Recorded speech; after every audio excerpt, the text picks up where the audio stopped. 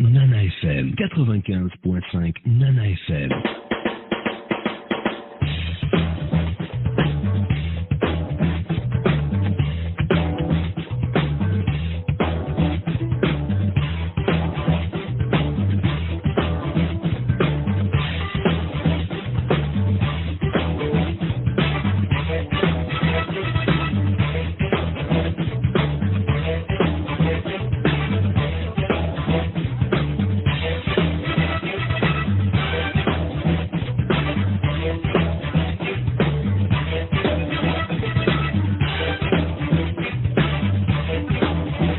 En direct des studios de la plus belle des radios, nous vous souhaitons une très belle entame de journée. Soyez les bienvenus, mesdames et messieurs, dans le débat de Nana FM en ce matin du mercredi 13 mars 2019.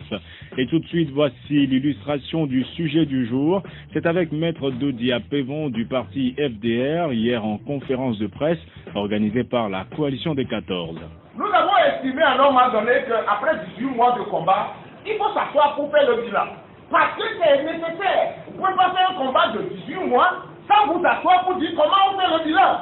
Apprécier ce que vous avez fait de bien et déplorer ce que vous avez fait de mauvais et corriger le tir. Nous avons compris que le combat est difficile. Un parti pris isolement, oui, il fera ce qu'il peut. Mais nous avons besoin des uns et des autres. Nous avons besoin de l'apport des partis politiques. Nous avons besoin de l'apport de la société civile. Nous avons besoin de l'apport de la diaspora. Et ça a fonctionné de manière harmonieuse pendant 18 mois. Nous avons mis ce pouvoir sous pression.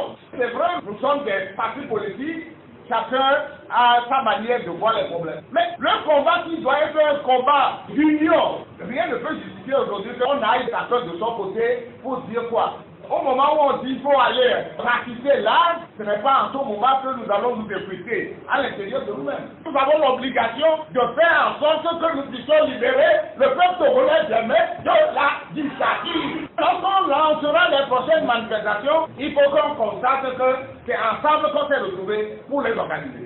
Nous devons faire la pression nécessaire pour que les réformes là se fassent.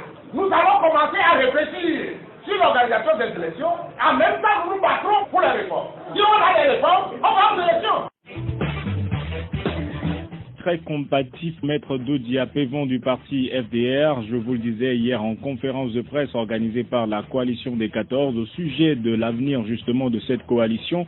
Et l'interrogation qui est la nôtre ce matin est la suivante. Quel enjeu maintenant pour la C14 après ces mois de lutte? Et pour en parler avec moi dans ce studio, Éric Dupuis, il est le chargé de communication de la C14, conseiller du président de l'ANC Jean-Pierre Fabre. Bonjour Monsieur Dupuis.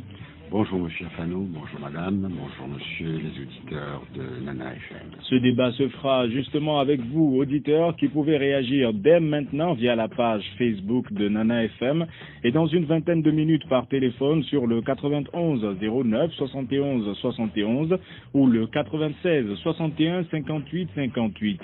Avec Nestor Glo à la mise en onde, je m'appelle Antoine Afanou. Quel enjeu maintenant pour la C14?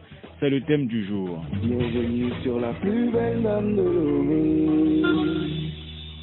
Alors, Éric Dupuis, pourquoi autant d'énergie, Maître Dodia Pévon, sur les 18 mois qu'a duré cette lutte? On l'a rarement vu aussi combatif, ou est-ce une fausse impression? Comment l'avez-vous senti hier dans cet exercice?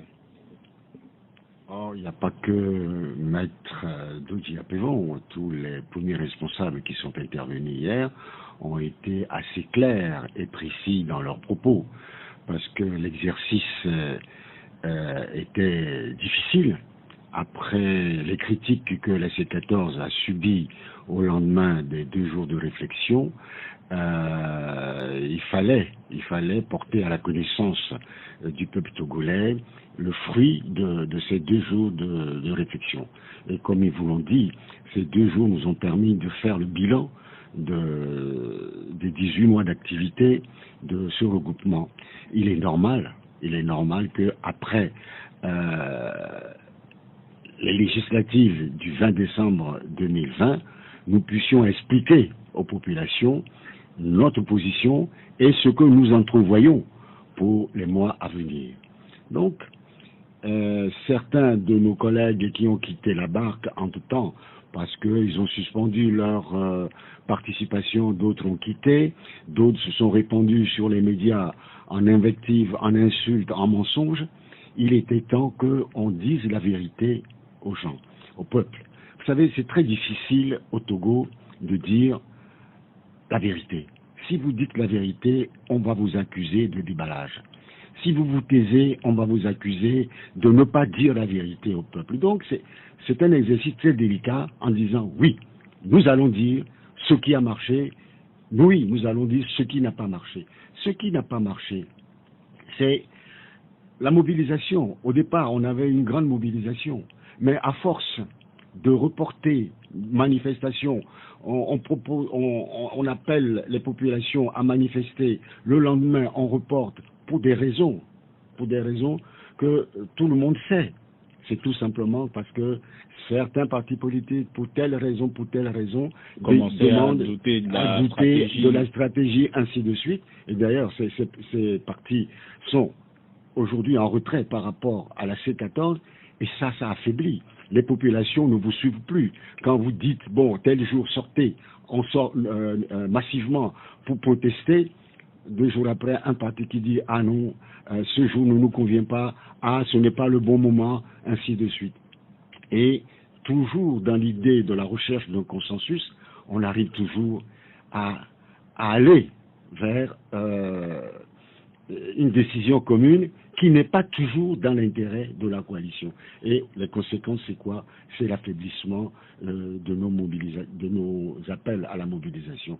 Donc aujourd'hui, il est urgent que ce qui reste de la C14 se mobilise déjà au sein d'elle-même, et que demain, à partir des semaines à venir, on puisse à nouveau atteindre les niveaux qu'on avait connus par le passé. Alors, c'est la ce qui est dommage aussi, c'est que ceux qui se sont retirés, vous savez, ceux qui se sont retirés, nous allons en parler. Vous allez nous dire aujourd'hui quelle est réellement la situation. Bon, okay. Mais avant, c'est aujourd'hui la première fois que je vous entends parler et reconnaître l'affaiblissement de la mobilisation sans mentionner les forces de l'ordre, sans parler d'intimidation. C'est-à-dire qu'il y a eu une introspection. Vous avez reconnu votre part de responsabilité. Ça a été dit hier dans le relevé de conclusion. Ça a été dit. Et il y a effectivement les forces de l'ordre. Il y a effectivement le ministère de l'administration territoriale qui refuse les itinéraires et qui nous impose d'autres itinéraires. Pas plus tard que la semaine dernière, le week-end dernier, on avait prévu de faire un meeting des femmes de l'ANC à Agouenivé, et le ministre nous a envoyé à Kondiengui.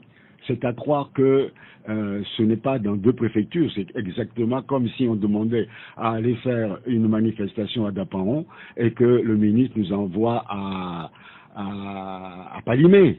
Vous voyez, donc on est dans une situation où le gouvernement ne respecte même pas la loi portant statut de l'opposition, ne respecte pas la liberté des partis politiques, ne respecte pas la liberté individuelle.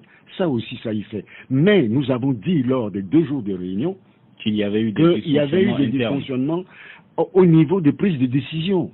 C'est pour cela qu'on souhaitait la réorganisation même de la C14. Il y a eu des décisions qui ont été prises, entérinées, et puis le lendemain, un parti qui intervient, c'est toujours le même parti d'ailleurs, qui intervient auprès de la coordination, auprès de la conférence des présidents pour faire plier, et à force d'accepter, les populations qui étaient mobilisées, qui nous suivaient, qui ont donné tout pour que ces manifestations réussissent, se sont petit à petit affaibli en disant, bon, qu'est-ce qui se passe? Il n'y a pas, et puis il y a des fuites, des critiques, vous savez, parfois, on appelle à une manifestation, et lors d'un meeting d'un parti, le parti qui fait partie de la C14 appelle ses militants à ne pas prendre part aux manifestations organisées par la C14.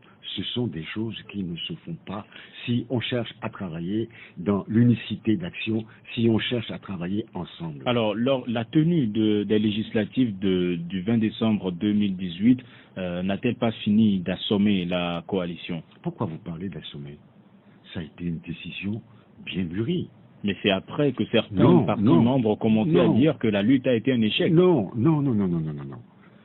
La décision de ne pas prendre part aux législatives de 2020, ça a été une discussion très sérieuse sur plusieurs jours. D'abord, ce n'est pas seulement au niveau des législatives. On avait déjà décidé en amont de ne pas prendre part au recensement électoral. Si vous n'êtes pas recensé, vous ne pouvez pas être ni électeur, ni éligible. C'est la loi. Donc, dans la mesure où on avait décidé de ne pas prendre part au recensement électoral, la conclusion, c'est que on ne devait pas aller aux législatives. Ceci n'est pas un mystère.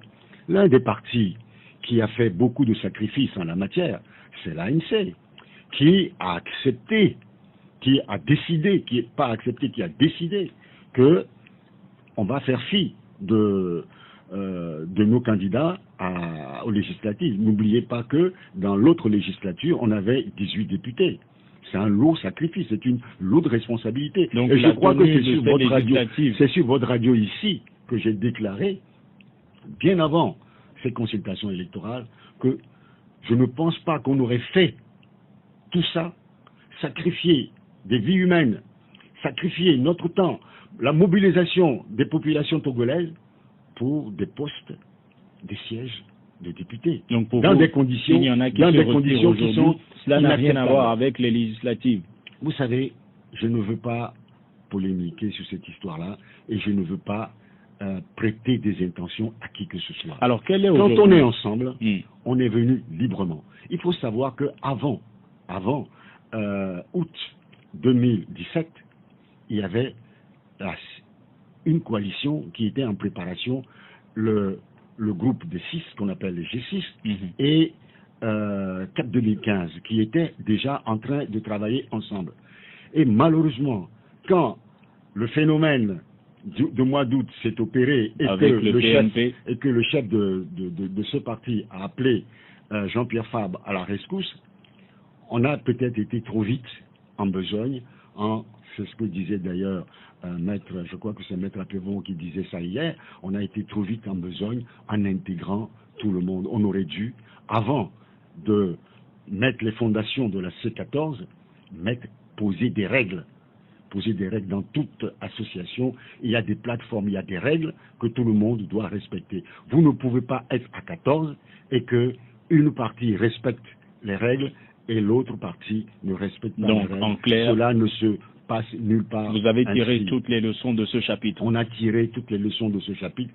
C'est pour ça qu'on avait décidé de faire un bilan. Ce bilan-là, d'ailleurs, on l'avait déjà fait pendant 2 semaines, 2 mercredis de suite, de 10h jusqu'à 17h, sans interruption, pendant 2 jours. Ça, c'est 2 mercredis successifs. Et tous les partis étaient là. Ceux qui, aujourd'hui, suspendent leur activité au sein de la C14, à part Togo autrement, tout cela était autour de la table et on a discuté et on a fait le bilan et on a parlé de la restructuration de la C14, le pourquoi on demande une coordination tournante et on a parlé de tout ça et tout le monde était d'accord. Et nous avons dit, pour finaliser cela, on donne à une commission qu'on a mise en place, 2 commissions, on leur donne le fruit de 2 jours de réflexion afin qu'ils nous renvoient le bilan total. Ces bilans ont été envoyés à tous les chefs de parti membres de la C14. Et chacun avait à apporter des amendements ou pas. C'est suite à cela qu'on a décidé d'aller d'abord en conclave.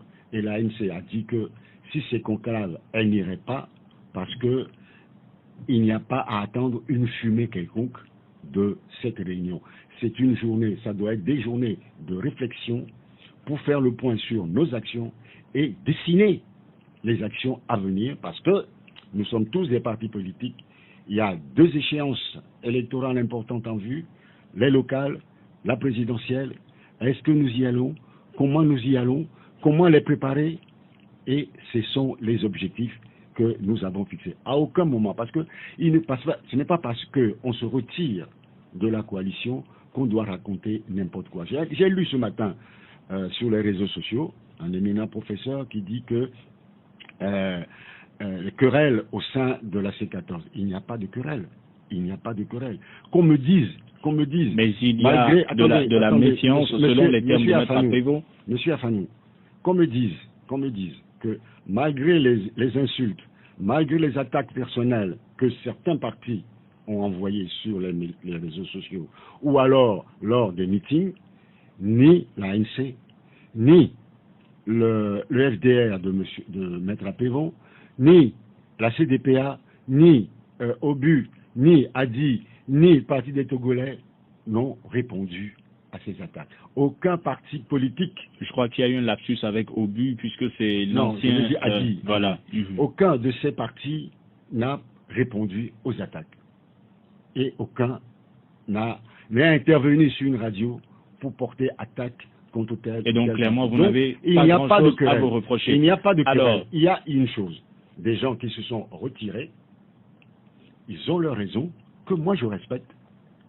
Mais ces gens-là ont continué à mentir, à raconter des contre-vérités. Hier, en partie, la coalition a rétabli certaines, mais diantre, 6 mois, on raconte des histoires sur moi, on ment sur moi, on m'insulte, on me traîne dans la boue. En dehors de ma famille politique, j'ai une famille biologique.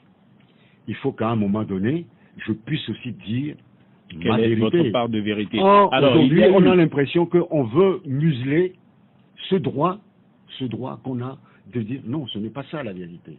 Moi, en ce qui me concerne, mon engagement politique a pour base la vérité, rien que la vérité. Même malheureusement, la vérité, rien que la vérité. Mais malheureusement, il y a eu cette question toutes sur les la oreilles au Togo ne sont pas prêtes à entendre la vérité. Il y a eu cette question sur la candidature unique de la coalition et que Jean-Pierre Favre serait le candidat naturel. Vous savez, vous avez suivi cet épisode. Alors, ça aussi, c'est encore une contre-vérité. Jean-Pierre Favre en a parlé hier.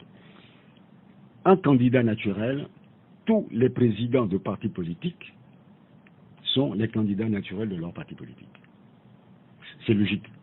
Maintenant, c'est l'organe statutaire qui décide de qui est candidat. Si moi aujourd'hui je dis pour moi Jean-Pierre Fabre est le mieux qualifié pour être candidat de l'ANC, ça n'engage que moi. Le jour où il y aura un congrès qui va désigner le candidat de l'ANC, c'est ce congrès-là qui va se positionner. Mais est-ce que je termine. Je ne serai pas le seul à voter. Il y a tous nos représentants des 107 fédérations qui vont descendre à Lomé et qui vont voter. C'est ça la loi. Mais est-ce que donc ça, c'est la première chose. Était bien choisi, parler de Jean-Pierre Fabre, candidat naturel, pendant que vous vous apprêtez à faire le bilan de la coalition des 14. Monsieur Afanou, Monsieur Gras-Sévérin a dit le candidat naturel de la ANC, il n'a pas parlé du candidat naturel de la C14. Remettons les choses à leur place. Et je vais vous dire quelque chose. Lors des débats que nous avons eus, hier, on vous a dit que sur 9, il y a 6 qui étaient pour la candidature unique. Il y en a 2 qui se sont abstenus et 1 qui n'était pas d'accord pour la candidature unique. Est-ce que vous savez quel est le parti qui n'était pas d'accord pour la candidature unique? C'est l'ANC. C'est l'ANC. L'ANC a déclaré, par la voix de son président Jean-Pierre Fabre, qu'on a essayé ça à plusieurs reprises, ça n'a pas marché. C'est juste la raison pour laquelle vous êtes contre et que ça pose trop de problèmes. Il faut, et que la candidature unique, ça sera, on n'est pas contre, mais ça sera la cerise sur le gâteau. Mais ça veut dire qu'il y aura un effort à faire par tout le monde. Et nous pensons, nous n'arrêtons pas de le dire. Moi-même, je l'ai dit sur plusieurs radios, ce qui m'avait valu à l'époque des volets de bois vert. Hein, on m'a insulté, on m'a traité de tous les noms, que comment je peux dire des choses comme ça? Oui. Si on obtenait, je le souhaite de tout mon cœur, un scrutin majoritaire uninominal à 2 tours, mais on peut avoir 2 candidats. Mais à défaut de ce mode de scrutin, il y en a qui estiment qu'un candidat unique serait l'unique chance pour l'opposition. Laissez-moi terminer. Allez-y, c'est un échange, allez-y. Laissez-moi terminer. Et si on arrive à avoir ce mode de scrutin, on peut avoir 2 candidats. Au premier tour, chacun y va en évitant de se tirer dessus. C'est ce que certains ont appelé un parapluie commun. Et au deuxième tour, on se retrouve et on soutient celui qui est le mieux placé. C'est ce qui se passe dans toutes les grandes démocraties. Donc c'est les motifs pour lesquels vous avez... Nous sommes réservés. Contre. Nous ne sommes pas contre, mais nous sommes réservés. Or, j'ai entendu dire que c'est Jean-Pierre Fabre qui a organisé ces 2 jours de réflexion pour en sortir comme candidat unique. Non, on n'en est pas là. Alors vous n'émettez pas de réserve sur cette question par hasard parce qu'il y aurait des chances que ce candidat unique ne soit pas Jean-Pierre Fabre? Mais ça peut être n'importe qui. Ça peut être n'importe qui. Bon, supposons par exemple que la coalition décide d'un candidat unique et qu'un parti, parmi les 9 qui restent, dise « Ah non, moi je suis le candidat, qu'est-ce que vous allez faire ?» Là, il n'y a plus de coalition. Mais quand on a démarré la CAP 2015, on était autour de la table, je crois, 7 ou 8. Et une fois que la question de la candidature unique a été posée, on s'est retrouvé à 5. Alors, est-ce que ça nous a empêché d'aller aux élections de 2015? Non. Donc il faut pas tout le temps faire revenir le diktat ou la dictature de l'opinion publique. Alors aujourd'hui, il faut qu'on fasse le travail de manière consensueuse et de manière responsable. Parce qu'il ne faut pas oublier qu'autour de la table, ce sont des chefs de partis politiques. Alors et un chef de parti politique a des militants, a des sympathisants. Il doit leur rendre compte. Il y a sa ligne politique également. On ne va pas se fondre dans un creuset tant que son parti, le parti qui nous envoie dans cette coalition, est exprimé ce qu'il veut. Si demain vous choisissez un candidat unique, Jean-Pierre Fabre décide que bon, on choisit monsieur Dodi Apévon comme candidat unique. Est-ce que c'est Jean-Pierre Fabre qui décide? Non, qu'on accepte la question que vous m'avez posée. La question que vous m'avez posée. Est-ce que Jean-Pierre Fabre accepterait vous m'avez posé une question. Non, en fait, la question était de savoir si vous émettez une réserve sur la question de la candidature. Et je vous réponds. Parce que vous craignez que ce ne soit pas Jean-Pierre Fabre. Voilà, et je vous réponds en supposant que ce soit on accepte que ce soit Maître Apollon, tout le monde est d'accord. Et qu'on retourne à la base et nos militants disent « Ah, nous sommes prêts à soutenir telle personne, mais pas celui-là. » Comment vous allez faire? Vous allez obliger. Vous êtes censé avoir une vision supérieure à celle de vos militants. À un moment donné, vous pourriez les convaincre ou leur expliquer les raisons qui vous ont conduit à... Nous avons fait l'expérience avec le CST. Nous avons fait l'expérience avec le CST. Le CST, nous avions fait une liste commune dans les préfectures pour les législatives. Il y a certaines régions, nos propres militants ont refusé de voter pour les candidats à cause de la présence de telle ou telle personne sur la liste commune. Et nous avons perdu ces circonscriptions électorales. Et ça, c'est le fruit d'un parcours qui a conduit à diviser les militants sur un certain nombre de choses. Tout à fait. Même si vous êtes un grand patron, un grand chef de parti, vous n'êtes pas propriétaire de votre électorat. Bien sûr, vous n'avez pas à leur imposer des choses, c'est ce que vous voulez dire. Alors, aujourd'hui, combien de partis reste-t-il concrètement au sein de la coalition? Aujourd'hui, nous avons tourné à 9 depuis les 2 jours de réflexion et j'espère qu'on continuera ainsi. Moi, ce n'est pas le nombre qui importe. Hein. c'est la qualité. Est-ce que vous vous attendez à ce qu'il y en a qui reviennent, puisque le PNP, le CAR ont dit suspendre leur participation, ils n'ont pas encore parlé de retrait définitif en attendant les conclusions justement que vous avez rendues publiques hier. Est-ce que vous espérez leur retour? On vous a expliqué hier, vous n'étiez peut-être pas là, lors de la conférence de presse, que suite à la rédaction des conclusions, des relevés de conclusions, nous avons invité tous ces partis à venir écouter le fruit de nos réflexions. Avant leur publication? Avant leur publication. Un seul parti est venu. Lequel? C'est le CAR, et a refusé de soutenir. C'est clair. Donc pour vous, il n'y a plus grand espoir? Je ne dis pas ça. Je dis, et puis, pourquoi espoir? Non, l'espoir qu'ils reviennent. Non, mais chacun est libre. Chacun est libre. Et personne n'a forcé personne pour venir. Donc chacun est libre. L'ANC aurait pu aussi claquer la porte. Hein? Moi, quand je quitte, si par exemple je suspends ma participation aux activités de la C14, ça voudrait dire que je quitte les plateformes de la C14 et j'enlève mes collaborateurs, mes collègues également sur les autres plateformes. Je ne peux pas me dire je me retire et avoir un œil sur ce qui se passe à l'intérieur. Il faut être cohérent avec soi-même.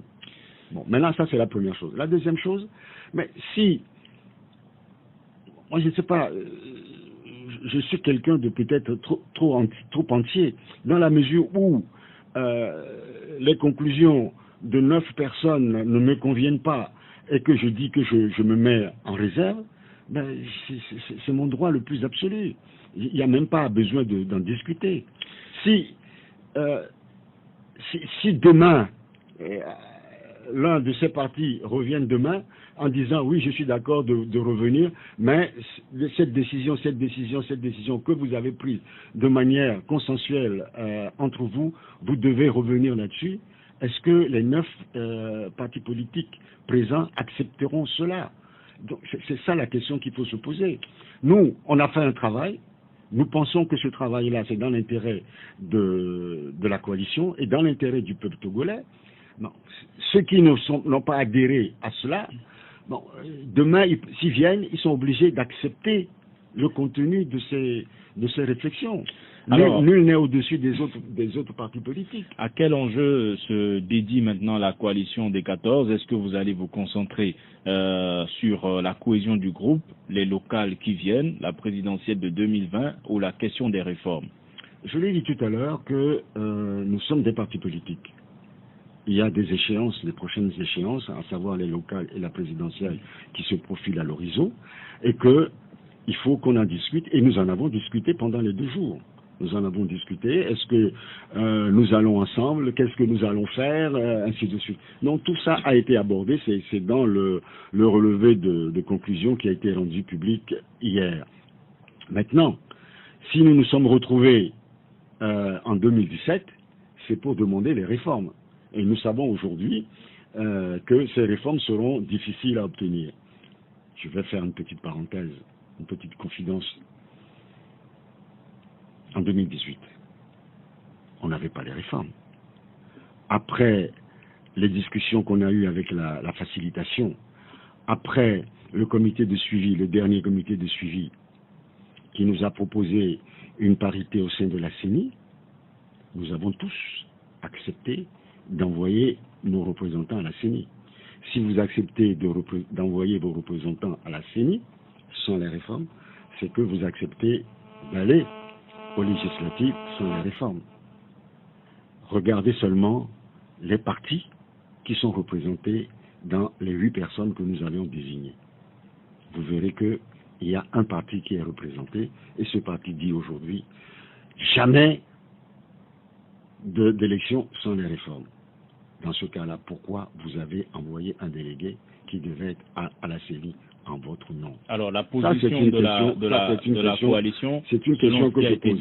Maintenant, c'est que vous allez travailler à participer au local tout en travaillant pour l'obtention des réformes. Il faut qu'il y ait des réformes.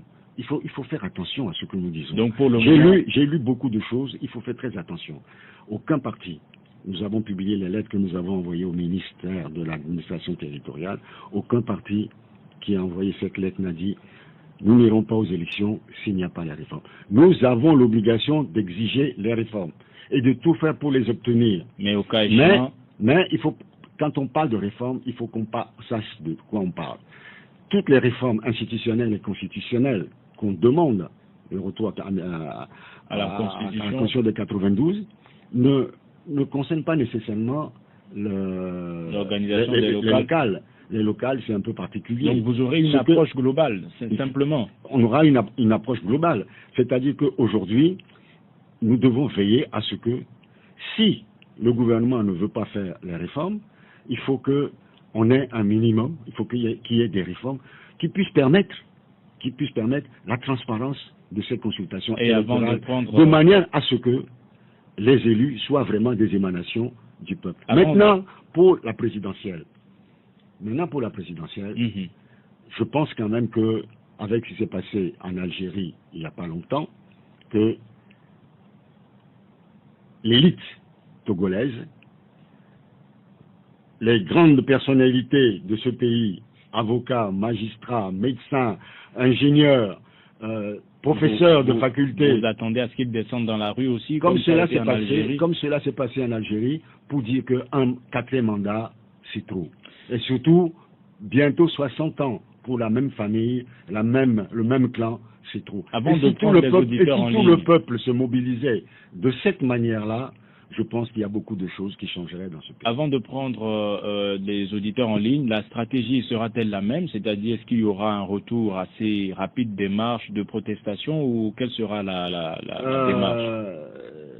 On aurait pu l'annoncer hier, mais on s'est donné encore une journée de réflexion. Demain, on va se réunir et on prendra date pour les prochaines manifestations. Je peux d'ores et déjà vous dire qu'on commencera certainement par des meetings, de grands meetings d'explication, et ensuite pour on explique aux populations le contenu de ce qui a été dit à la presse hier, et puis on annoncera dans la foulée les séries de marches et de manifestations sur toute l'étendue du territoire national. Nous allons prendre le premier auditeur en ligne. Allô? Bonjour. Bonjour, c'est M. Kodjo. C'est M. Kodjo. De Tocoin, allez-y, très rapidement, nous vous écoutons. Oui, et avec tous les propos que notre invité vient de tenir, et c'est clair et net que le PNP va quitter la C14. Et je voudrais dire à notre invité que nous qui sommes à la maison, nous n'avons pas fait les comptes politiques. Mais quand on leur pose les questions, il faut essayer de nous comprendre. Je me souviens, entre-temps, lorsqu'ils organisaient les manifestations et que le PNP se désolidarisait, il y avait un auditeur, Pokou ou Georges, qui avait posé une question à M. Éric Dupuis. Il faut faire beaucoup attention au PNP. Est-ce que le PNP n'est pas en train de nuire à l'ANC? Alors clairement, M. Kodjo, pour vous, l'enjeu aujourd'hui pour la C14, est-ce que c'est de veiller à ce que le PNP ne sorte pas ou de faire en sorte que le PNP sorte? Quel est l'enjeu? Moi, à mon avis, si le PNP sort, et ça va avantager la C9. Bien. C'est ça. Merci, M. Kodjo. Passez une excellente journée. Le 91 09 71 71 ou le 96 61 58 58. Un autre auditeur en ligne. Allô? Allô? Auditeur en ligne. Allô? Bonjour. Vous vous appelez comment? Pardon? Allô? Alors, visiblement, nous l'avons perdu. Le 91 09 71 71 ou le 96 61 58 58. Aimé de Dieu sur la page Facebook de Nana FM dit que la C14 ou n'importe quelle C ne conduira pas ce peuple vers la liberté. Ce peuple même doit se lever comme un seul homme en Algérie. Un autre auditeur en ligne. Allô? Allô? Bonjour. Bonjour. Vous vous appelez comment? C'est M. Briand. Monsieur Briand, vous voulez bien baisser le volume de votre radio et allez-y rapidement, nous vous écoutons. Ouais, bonjour M. Eric Dupé. Bonjour M. Briand. Bon, vous savez... Le volume de la radio, ce n'est pas bon. Oui, c'est bon maintenant? Pas encore. C'est bon? Allez-y, nous vous écoutons. Vous savez, les stratégies manquent énormément au niveau de l'opposition togolaise. Bon, hier, j'avais entendu M. Antoine Folly dire que voilà, aux prochaines échéances électorales, bon, c'est comme la C14 bien la C9, comme on le dit, participera à ces échéances. Mais en amont, vous avez demandé aux populations à un moment donné de ne pas se faire enrôler. Maintenant, si jamais il y a les élections locales et que vous devez participer, quel électorat disposerez-vous pour ces élections? C'est pourquoi je dis, à des fois données, reconnaissez que vous faites des erreurs et que les critiques adviennent pour que nous puissions faire de bonnes choses. Pour vous, c'est une question de stratégie, l'enjeu aujourd'hui. La stratégie manque tellement. Et cette stratégie-là est une émanation effective de ce conglomérat qui n'a jamais eu et que chaque fois on demande ce que les uns et les autres s'accommodent autour d'un point de vue qui n'est pas aussi le sien des autres. Maintenant, deuxième question. Brillant. Malheureusement, nous n'avons pas beaucoup de temps. Nous aimerions donner aussi la parole à d'autres auditeurs. Merci de le comprendre. Vous avez dit l'essentiel. Le 91 09 71 71 ou le 96 61 58 58. Un autre auditeur en ligne. Allô? Bonjour. Bonjour, madame. Ici, comment allez-vous? Allez-y. Moi, j'ai pensé que c'était une retransmission parce que ça sonnait, mais la ligne est saturée. Quand c'est une rediffusion, on vous l'annonce. Allez-y, nous vous écoutons de tout coin. J'ai dit bravo à l'ANC surtout, sur beaucoup de choses. Et je voudrais d'abord commencer par dire à M. Dupuis qu'il ne faut pas répondre à toutes les questions qu'on vous pose.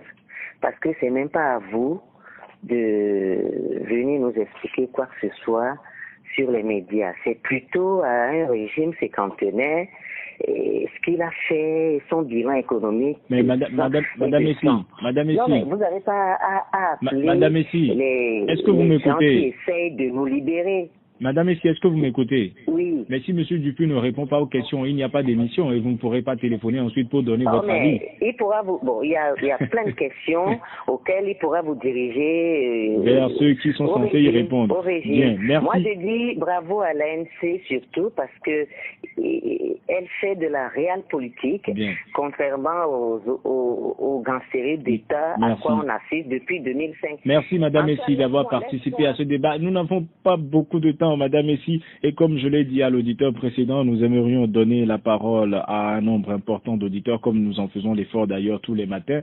Le 91 09 71 71 ou le 96 61 58 58. Un autre auditeur en ligne. Allô? Bonjour. Bonjour. Vous vous appelez comment? Monsieur Douti, allez-y, nous vous écoutons. Oui, bravo à la C14. Vous voulez bien baisser le volume de votre radio, s'il vous plaît? Vous disiez bravo à la C14? Oui, monsieur, bravo à la C14. Bon, ce que j'ai à dire, nous sommes derrière eux, de ne pas se décourager, de le parti pouvoir qui a échoué. Parce que celui qui a peur de faire les réformes, qui n'a pas peur du peuple, il va faire ça facilement. Donc alors, bravo à la C14. Bien. Tant qu'on fait le parti au pouvoir, il n'a pas la force. Merci. C'est tout. Merci, monsieur Douti. On pourrait faire ça sans problème et voir ce qui va arriver. Merci, monsieur Douti. Passez une excellente journée. Amélie John, sur la page Facebook de Nana FM, écrit que ceux qui critiquent la C14 ou la C9 ne sont pas sérieux. Au Togo, il estime que c'est l'armée qui ne se comporte pas bien, contrairement en Algérie ou au Burkina Faso. Un autre auditeur en ligne. Allô? Allô? Bonjour. Bonjour, monsieur Antoine. Vous vous appelez comment? Oh, je dis David. Ah oui, Kokou Dagoué, allez-y, nous vous écoutons. C'est Kokou Dagoué. Je salue monsieur Eric Dupuis. Bonjour, monsieur Kokou.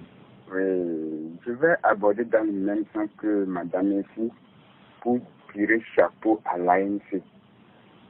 Et spécialement à son président Jean-Pierre Fabre. Pour quelle raison? Je vais expliquer. Allez-y, rapidement. Si M. Jean-Pierre Fabre faisait la politique pour son parti, pour ses intérêts personnels, comme on a l'habitude de l'entendre chaque fois sur les radios, M. Jean-Pierre Fabre n'accepterait pas faire partie d'aucun regroupement de partis politiques de l'opposition dans ce pays. Parce que c'est ces partis politiques qui font croire à l'opinion que l'ANC fait la politique pour son ventre et pour son intérêt personnel. Alors, quel doit être l'enjeu aujourd'hui pour la coalition? Et je voudrais aller plus loin pour dire encore qu'on a entendu dans ce pays, le cas l'a dit, nous dit que l'ANC ne veut pas la réforme en 2014. Et M. Kodjo, quel enjeu aujourd'hui pour la coalition? L'enjeu, je vais dire au groupe qui reste maintenant de faire tout et tout pour être ensemble, pour mener la lutte en commun, comme ils ont commencé à le faire. Je ne sais pas comment on peut être dans un groupe et au lieu de rester dans le groupe pour faire le bilan, on se met à l'écart et on se dit qu'on veut attendre les conclusions de ce bilan. Bien. Mais merci. On a fréquenté ici un peu. Merci, M. Kokou, d'avoir participé au débat. Nous allons prendre un dernier auditeur en ligne, le 91 09 71 71 ou le 96 61 58 58. À Petit, à Mévy-Messan, sur la page Facebook de Nana FM, écrit que la C14 doit aller maintenant sur le terrain, sensibiliser le peuple et l'amener à prendre son destin en main. Le dernier auditeur en ligne, allô? Allô? Bonjour. Bonjour Antoine, Monsieur Lawson. Monsieur Lawson, comment allez-vous? Ça va bien. Allez-y, vous avez une trentaine de secondes. Invité. Bonjour Monsieur Lawson. Allez-y, nous vous écoutons. Je voudrais commencer par féliciter la C14. Parce que j'entends que, bon, je pense que c'est une humilité de leur part d'accepter que, bon, qu'il y a eu échec. Il n'y a pas eu d'échec. On a vu comment le pouvoir en place s'est comporté avec complicité de la CEDEAO pour faire échouer le combat noble que menait le peuple congolais sur le terrain. Hein? Donc, c'est pas ma faute d'avoir essayé. Et maintenant, de n'avoir pas essayé plutôt. L'enjeu actuel. Bon, maintenant, pour cette histoire de candidature unique, vous voyez très bien. Non, Monsieur Lawson. Les partis politiques, c'est comme des équipes sportives. Monsieur Lawson, est-ce que vous m'écoutez? L'entraînement pour compétir et avoir être champion ou bien avoir le trophée. Il suffit que les règles du jeu soient bien définies. C'est le pouvoir en place qui ne veut pas faire des réformes. Et il sème dans la conscience du peuple togolais qu'il suffirait de choisir un candidat unique pour aller battre le pouvoir. Non. Merci, Monsieur Lawson, d'avoir participé à ce débat. Vous avez dit l'essentiel. Passez une excellente journée. Alors, Eric Dupuis, Monsieur Kodjo a évoqué le cas PNP. Il pense qu'aujourd'hui, vous vous en sortiriez mieux sans ce parti. Je n'ai pas cité de PNP depuis que je suis ici. Et je voudrais attirer l'attention de nos auditeurs sur le fait que chaque parti politique qui joue pleinement son rôle a droit à un respect. Parce que ce n'est pas une tâche facile que de militer dans un parti politique, dans un pays dictatorial, un pays qui écrase ses enfants depuis bientôt 60 années. Ce n'est pas facile. Donc pour quel que soit, les partis méritent le respect. Voilà. Et maintenant, je sais que certains partis politiques insultent, s'attaquent à l'ANC, notamment à son président. Même ces partis-là, je dis... cela veut dire que vous ne souhaitez pas vous prononcer sur le KPNP. Je ne me prononcerai pas sur le KPNP. Briand pense que vous avez un problème de stratégie. Vous n'avez pas d'électorat. Comment comptez-vous participer aux prochaines élections? Là aussi, je crois que M. Briand va un peu trop vite en besogne. La loi électorale dit qu'il y a une révision du fichier électoral avant chaque élection. Une révision, ça veut dire que ceux qui n'étaient pas inscrits, ceux qui n'ont pas pu s'inscrire, s'inscrivent. Et ceux qui sont morts, on les enlève. Et ceux qui ont atteint 18 ans, entre-temps, sont inscrits. Nous espérons que le gouvernement respectera. Alors, là, voilà pour l'électorat. Il ne s'agit pas d'un fichier national, mais il s'agirait d'un découpage local. Et je ne sais pas comment ça sera fait, mais j'espère que le régime APT uni, qui ne respecte rien, fera preuve d'un peu plus d'intelligence. La question de la stratégie? Non, quand on parle de stratégie, moi je trouve que ce mot est trop galvaudé au Togo. Tout le monde parle de stratégie et personne ne sait ce que ça veut dire. Si moi, en tant que chef de parti, j'ai une stratégie de conquête du pouvoir à mon niveau, vous m'excuserez, M. Afanou, je ne viendrai pas l'étaler sur votre radio.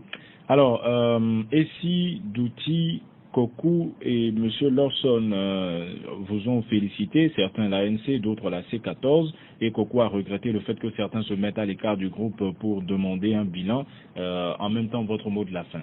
Je suis d'accord avec M. Kokou, je suis d'accord avec Mme Essi. M. Kokou, c'est vrai que c'est absurde de dire je me mets en réserve des discussions, mais je veux qu'on m'envoie les conclusions de ces discussions. Je dois vous dire que, je vous l'ai dit tout à l'heure, qu'au lendemain de la réunion, on a demandé à tous ces partis de venir.